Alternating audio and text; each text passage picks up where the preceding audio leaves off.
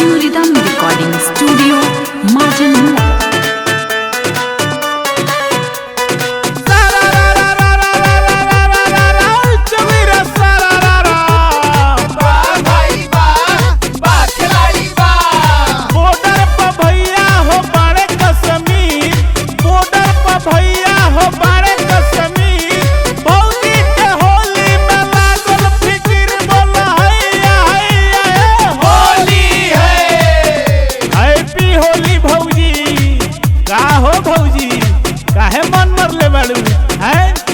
तोहार छोट देवर कौने दिन रात खातिर बा।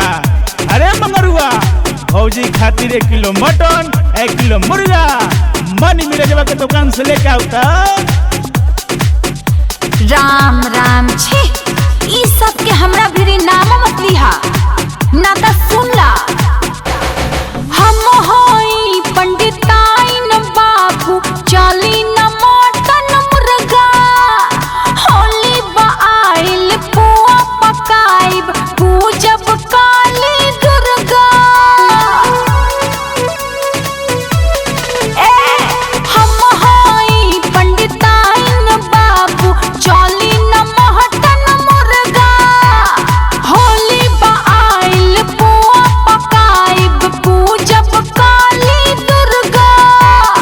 अरे बाप रे बाप, हाँ जी एकदम सधुआइए गेल बड़ू का है मठ में जइबू। अच्छा ये भौजी हम कहता नीनू दूरे रहा। अरे भौजी तो निशा डाल लेबे दो। एकदम पगलाइए गइल बड़ा का चल हटो ने। अरे डाले न देलू घोसे न देलू करेलू तू हो कैसन। डाले न देलू घोसे न देलू करेलू तू हो कैसन।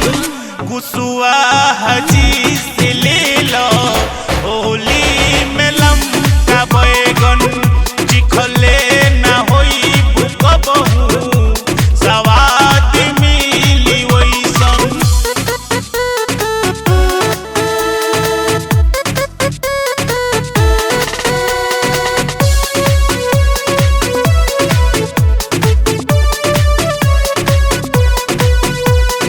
सुना ढेर बोला तड़ा देहिया में डर नहीं खे।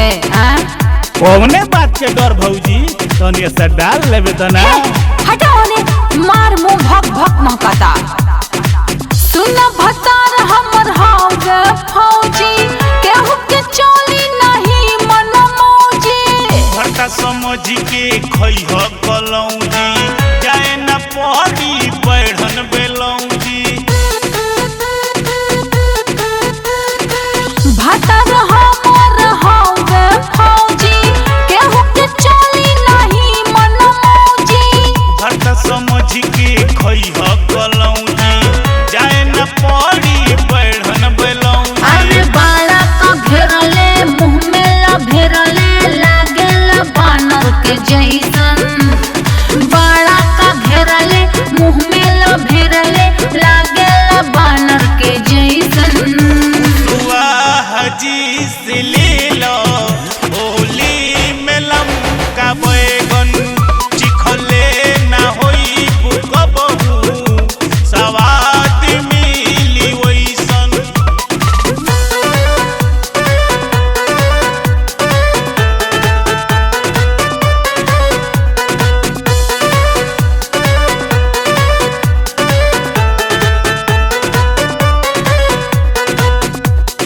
हे भौजी काहे छान पगहा तुरा बतारू तोहार छोट देवर होइनु हो बिना डोले छोड़ब ना।